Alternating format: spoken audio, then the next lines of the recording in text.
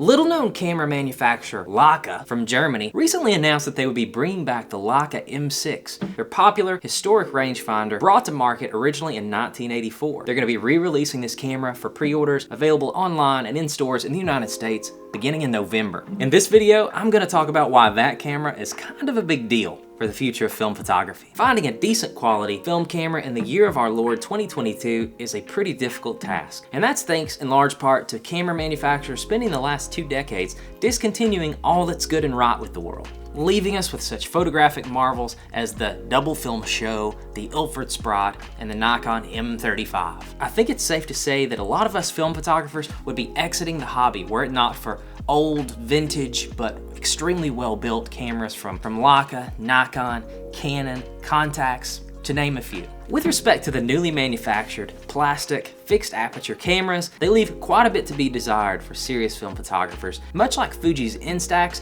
catering more to casual film photographers than serious enthusiasts like myself. So that's left us enthusiasts to duke it out on the bloody battlefields of eBay. Most of us have spent our nights scouring eBay looking for a good deal on a retro camera. So what has the net result been for all of us photographers on eBay searching for those cameras? Well, unfortunately, because there aren't any more good cameras being made, the prices are going up. And in fact, I recently just made a video called Film Camera Prices Are Out of Control, where I talk about this point. And to make a 10-minute video just a few seconds long, basically supply and demand dictates that the supply is fixed, right? There are no more high quality cameras being made. Each year, more and more photographers are trying film, coming back into the hobby and snatching these cameras up, driving prices up. At the end of the video, I made the point that if we want film photography to continue to grow and thrive over the next decade, that we need major film manufacturers to get back on board and start producing high quality film cameras once again. I'm just gonna go ahead and admit, when I first heard about the re-release of the Leica M6, I wasn't all that excited. I thought it was gonna be another one of those things that Leica does, where they offer it as a super limited edition, 200 or 300 copies worldwide. They jack the price up to $12,000, and that is what it is. I also suspected that we wouldn't see any new features or advancements, that it would just be a re-release of the exact old camera again, just a copy. Boy, was I wrong. Thankfully for me and you, the new Leica M6 will contain a number of advantages over the old version. Would have been super cool if I had a copy of the new Leica M6 here to talk about, but with 1,400 subscribers, I'm guessing Leica wasn't too keen to send me one. But hey, Leica, call me, we'll work something out. Talking about some of the features that excite me the most, the finish, first and foremost. Supposedly it has the same durable finish that's found on the new Leica M11. It's really durable, scratch resistant, corrosion resistant, and it's gonna stand up to the test of time for years and years to come. This is really good news. I mean, that is assuming that you want the finish to stay in really good shape. Lots of folks buy the old M6s just hoping to wear the black paint off the corners of the camera, adding their own personalized patina over years and years of use. But on the new Leica M6, supposedly the camera is going to have a super strong finish and it isn't going to scratch really easily. Another interesting touch for the camera is the top plate is going to be made out of solid milled brass instead of cast zinc like the old M6. So this is going to lend itself to a little higher build quality, a little nicer finish on the whole. They're also removing the little plastic body guards, which is going to give the camera a much nicer looking profile. Leica also says that the rangefinder, every piece of glass inside the rangefinder mechanism has been coated and there isn't going to be a lot of glare or artifacts when you're looking through the camera. The camera is also going to contain all new modern electronics, and to make things even better, it's going to have a new light metering system. It's going to have 3 indicators, the up and down arrows that you got on the original M6, also a circle as well that'll show you when you have the correct proper exposure. There will also be a battery indicator that lights up when looking through the rangefinder. All of that super cool. So the camera isn't just a rehash of the old M6. All of these upgrades give us a looking camera with a host of upgrades that are going to make life a little easier. A really cool modern take on the original M6. I love it. I think it's awesome. And every component on the new Leica M6 is made in Germany and the camera is assembled in Germany.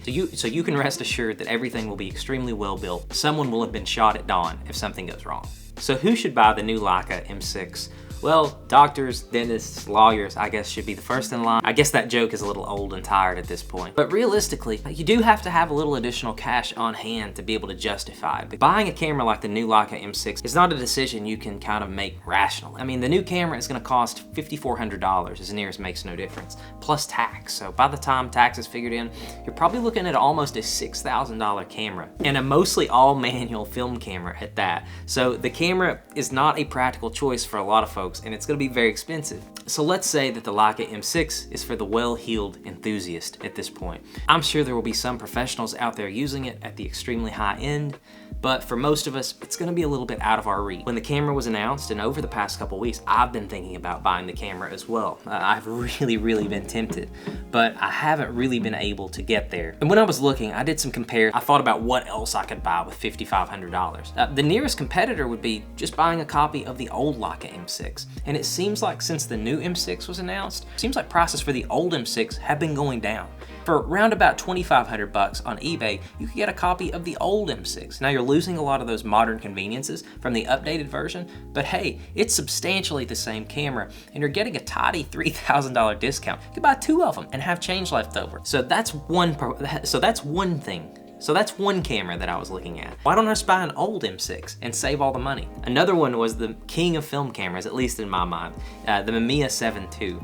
These cameras, they're $4,000, $4,500 on eBay, extremely expensive. And for that $4,500, you are getting one of the greatest film cameras ever made, a 6x7 autofocus, auto exposure camera. Another one, over in the digital camera world, would be one of those 100 megapixel Fuji medium format cameras. Just think of the capabilities that you could get for that kind of money. Spending $5,500, the possibilities for camera choices are endless, so you really have to want one of those. All that being said, it's a wonderful camera, it looks fantastic, and it is a really good sign for the future of the film photography writ large. So at the end of the day, will I be buying the new Leica M6?